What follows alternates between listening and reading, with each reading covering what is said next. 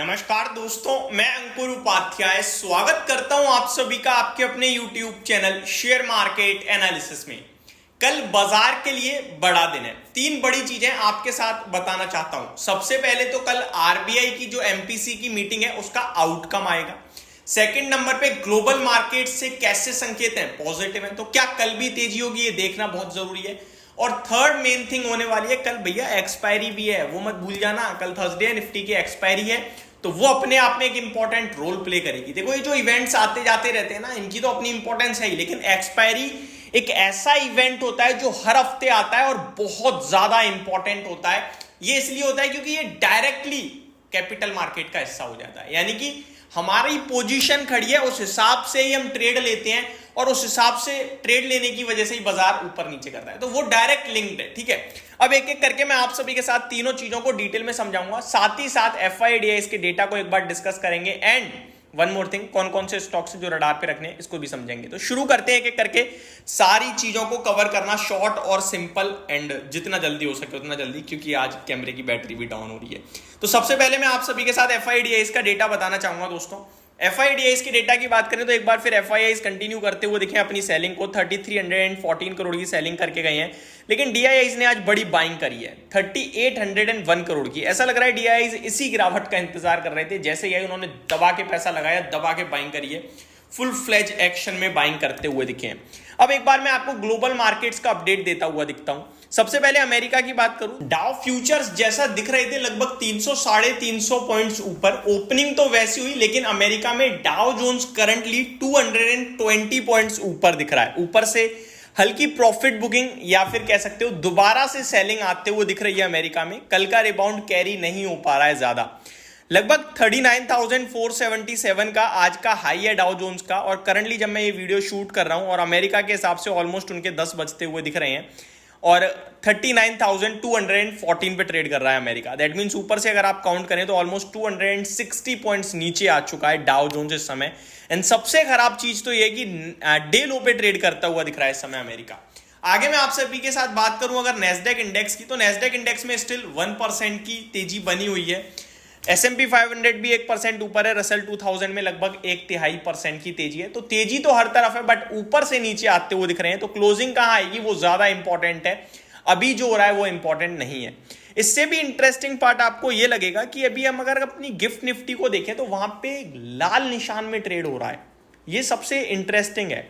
America में तेजी हो रही है, उसके बावजूद गिफ्ट निफ्टी नीचे है, क्योंकि गिफ्ट निफ्टी को अच्छे से पता है कल हमारे अपने ही बड़े ट्रिगर्स हैं, एक आरबीआई की पॉलिसी और दूसरा आपका एक्सपायरी। तो वो मार्केट कहीं ना कहीं कंसीडर कर रहा है। आपको पता है, मुझे भी पता है, 24,400 एक अहम रेजिस्टेंस के रूप में फेस करता हुआ दिखेगा मार्केट, और इन केस एक्सपायरी के चलते 24,400 ब्रेक भी कर देता है तो 24,500 आई थिंक ब्रेक नहीं होगा। तो कल एक्सपायरी कहां होगी वो सबसे इंपॉर्टेंट हो जाता है। यूरोपियन मार्केट में फिटसी में बढ़िया तेजी है, 0.25%, डेक्स में अच्छा मूव देखने को मिला है, कैक में अच्छी तेजी देखने को मिल रही है। तो यूरोपियन मार्केट बढ़िया थी। वहीं एशिया पैसिफिक देखा जाए तो आज वापस से दमदार तेजी दिखी है दुनिया भर के बाजारों में। एशिया पैसिफिक बात करूं तो निकाई जापान लगभग 1% ऊपर बंद हुआ, हैंगसेंग 1.25% ऊपर दिख रहा है, ताइवान में भी लगभग 0.4% की तेजी रही, और कॉस्पी यानी साउथ कोरिया में भी लगभग 0.2% की तेजी आपको देखने को मिली है। तो ये सारे संकेत तो काफी अच्छे दिख रहे हैं। लेट्स सी क्लोजिंग कहां आती है अमेरिका की। अब आता हूं मैं थोड़ा सा आरबीआई पॉलिसी पे।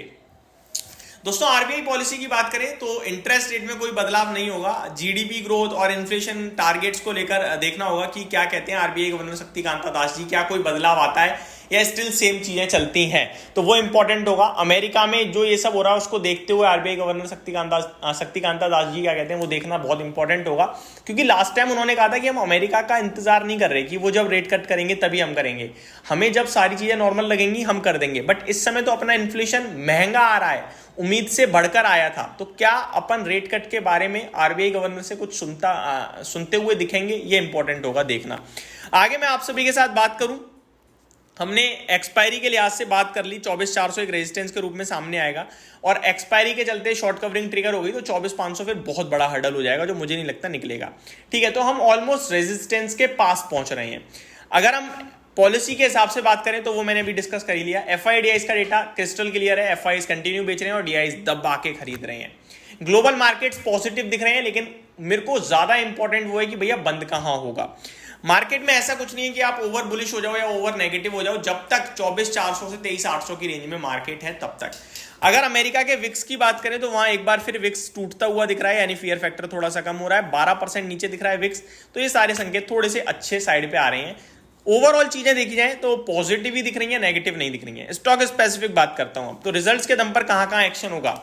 Are system international, Mazda limited, Muthoot cap, care ratings, ESAB India, NHPC, lemon tree, Jagsonpal pharma, Kirloskar oil engine, CCL products, Bannari Amman sugar, Agarwal industries, Radico Khaitan, signature global, Godfrey Phillips, Apollo tyres, Walchandnagar, ITDC cementation, Welspun corp, Bhageria industries and so many others. तो ये सारे stocks जो results पे react करेंगे। मारुति की तरफ से भी कुछ रिकॉल्स को लेकर खबरें आते हुए दिख रही हैं।